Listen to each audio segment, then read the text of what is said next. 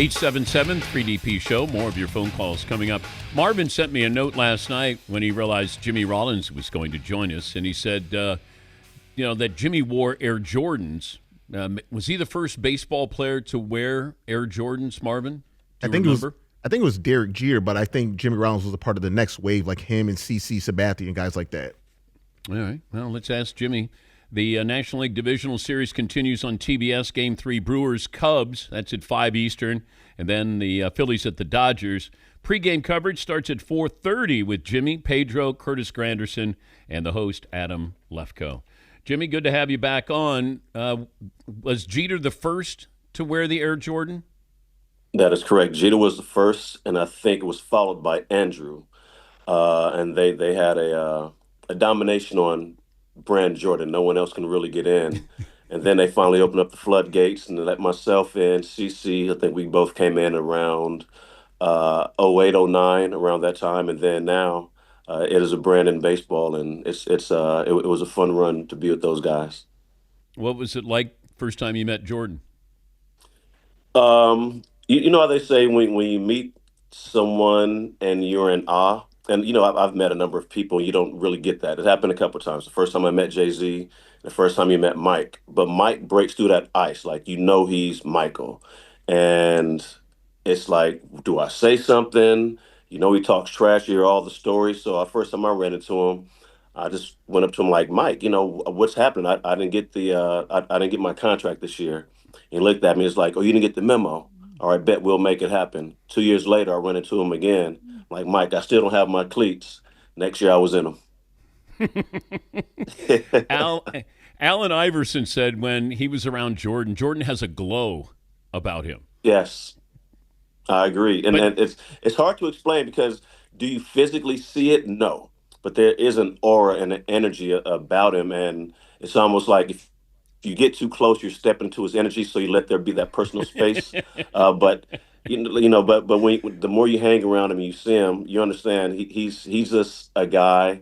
He loves to have fun. He's serious about his business, and obviously we know how serious he is about his golf. But when you're in his presence, be ready to talk trash. Be ready to be able to give it back because he likes that jabbering back and forth, and it's almost like he's still in uniform, but his uniform has just changed. Who's the Jordan in baseball?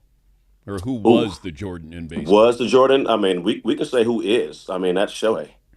Shohei is the Jordan in baseball. As we saw last year, when he wasn't pitching, he said, okay, let me go out and do a 50-50 campaign. And he went out and did that. Prior to that, he's winning MVPs. He's a Cy Young candidate if you really want to put him, on a mound all the time. It's almost he can be whoever he wants when he wants.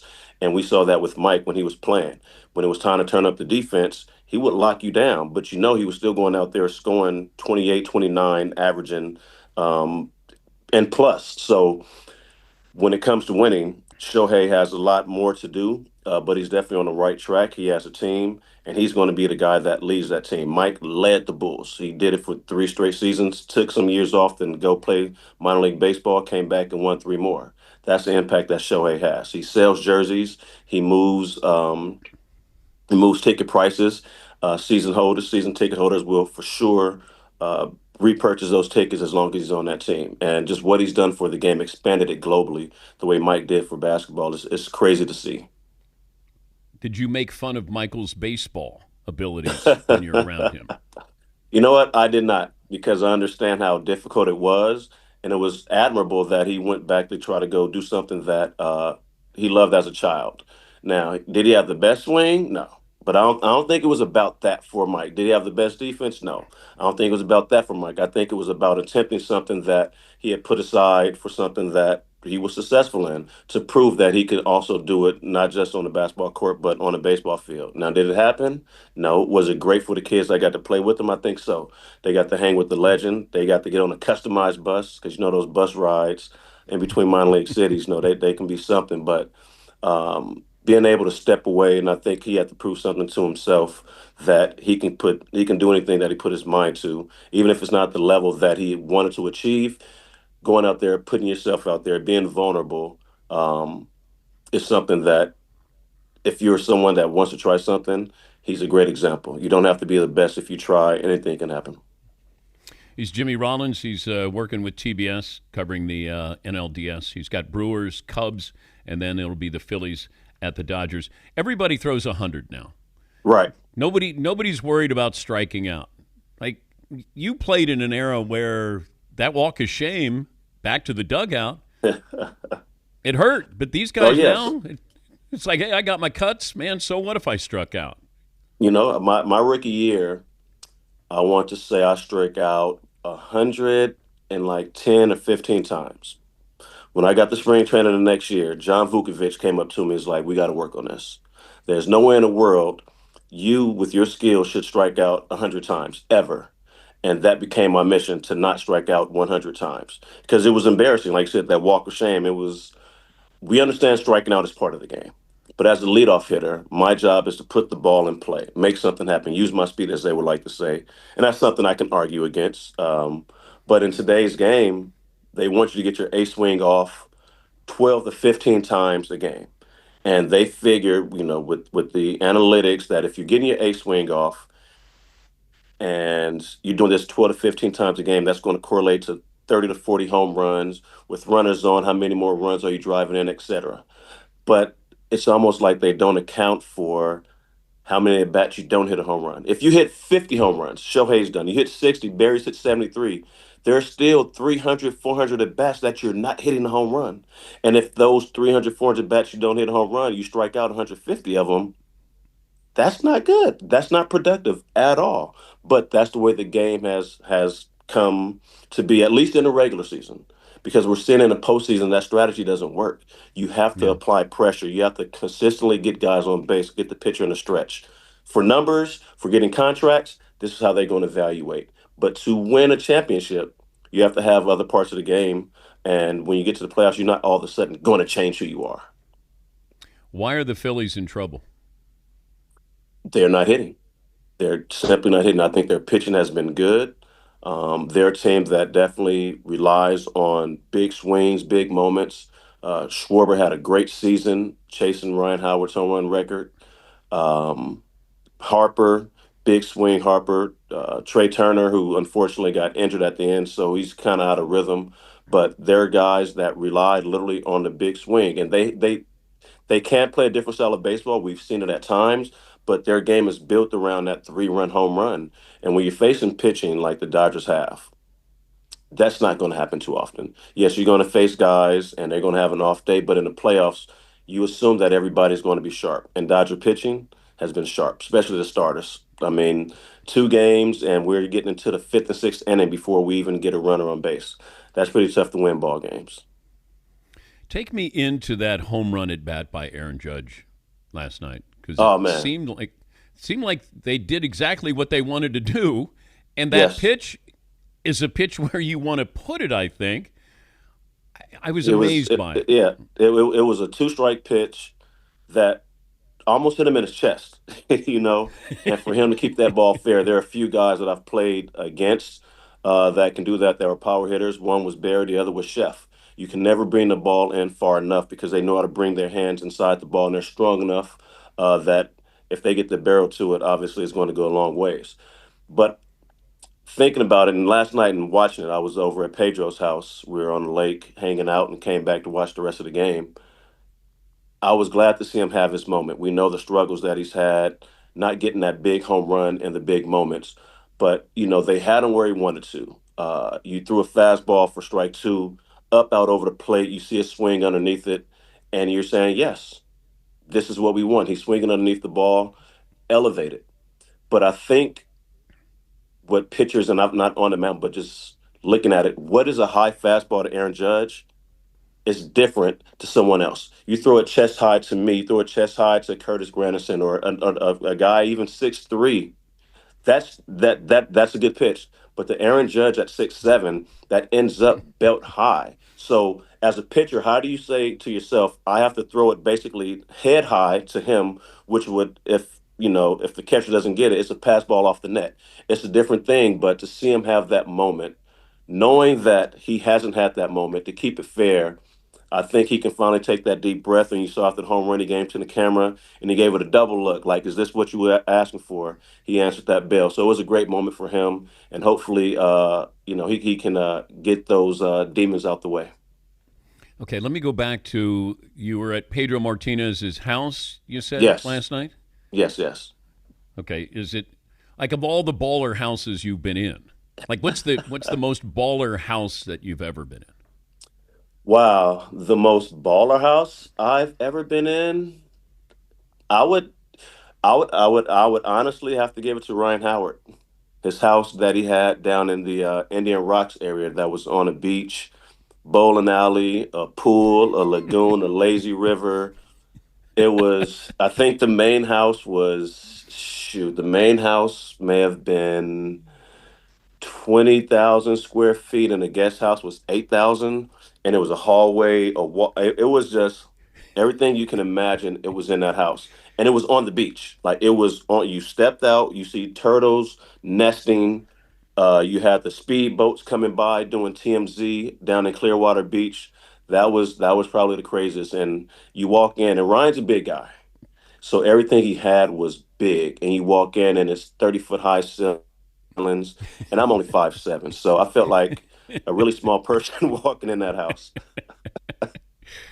I bring this up a lot with my guys that there's certain sounds in sports. You know, it could be the ball going in a cup if you're playing golf, or the net when Steph Curry hits a Yeah, shot. When the ball leaves Otani's bat, it sounds different than anybody else. And as a guy, who out there at shortstop, you're not very far from the pitcher, and the pitcher knows there's certain sounds like, damn, I just gave up a home run. Can you remember, like, who had that sound where you go, that's gone? uh, there are a few guys. I played with one, Ryan Howard. I played against one, Barry, Chef, Chipper, and it's hard to explain and describe the sound, but when you hear it, you know it. It's loud. It's an explosion. You can hear the bat compressing the core center of the ball, and people used to laugh at me, especially my teammates. Ryan, I'm an infielder. There's a velocity and a trajectory that the ball goes over my head that there's no doubt that it's gone. I'm watching the hitter. I want to see what they're doing. And then right before the ball, is caught or goes into the stands, I kind of give it a look. But there are a couple times that I had to take the exception because I wanted to watch the whole flight of the ball. And one was when Barry hit the ball off the McDonald's sign in right center field. And John Lieber's pitching. So before the game, Lieber comes in. He's like, hey, if Barry gets up and nobody on, I'm just going to get it over with.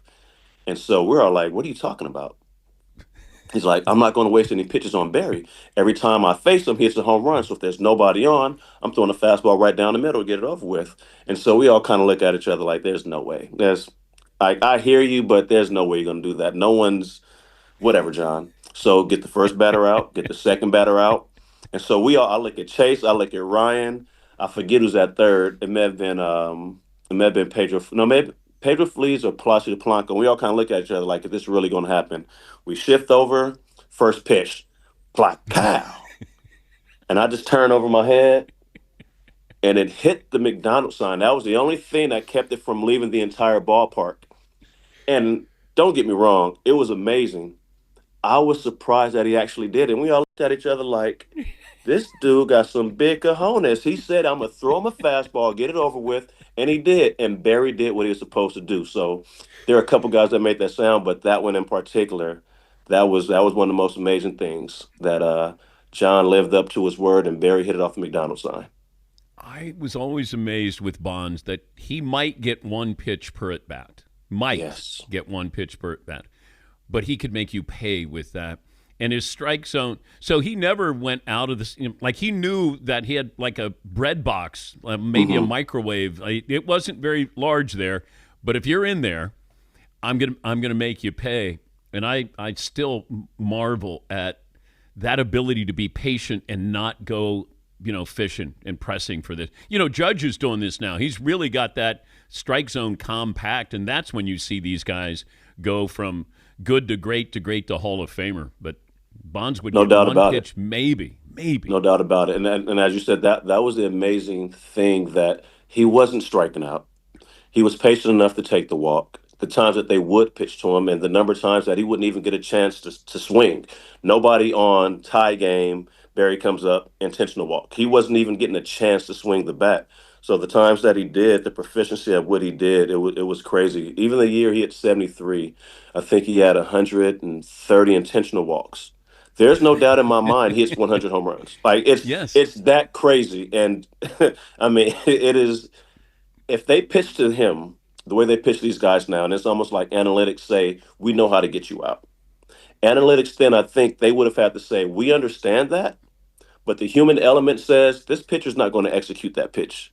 And if we don't, that robot in the box, he's going to make sure it's 1-0, 2-0, 3-0, or a grand slam. And that's how crazy Barry Bonds is. And everybody compares, who's the GOAT, and they want to look at Judge's numbers, look at Shohei's numbers, and then when you put them next to Barry's, it's a different story. And I know kids didn't grow up watching Barry; they're watching these guys now. But for us that were fortunate enough to play with, against, and watch Barry, it was unworldly. But even with the performance-enhancing drugs, he still. If we leveled the playing field, Jimmy, and I said everybody can use whatever they want to use, Hmm. he would have. And you got to pitch to him. It's like Lance Armstrong in the Tour de France. It felt like Right. everybody else was cheating in the Tour de France. He was just that much better than everybody. And Bonds, you can put an asterisk by it, but he still had to hit that ball. And he got that's one pitch. I mean, 100%. that's still amazing. He would have hit 100 home runs. But one year he got walked over 230 times. I can't imagine that. I can't imagine It's that. amazing. And I can't But imagine one being thing a is, pitcher. guys are striking out 230 times now, and he was getting walked 230 times. I know. Hey, great job so far during the postseason. Hope you're enjoying it, and we appreciate your time, Jimmy. No, I appreciate it, DP. Thank you, man.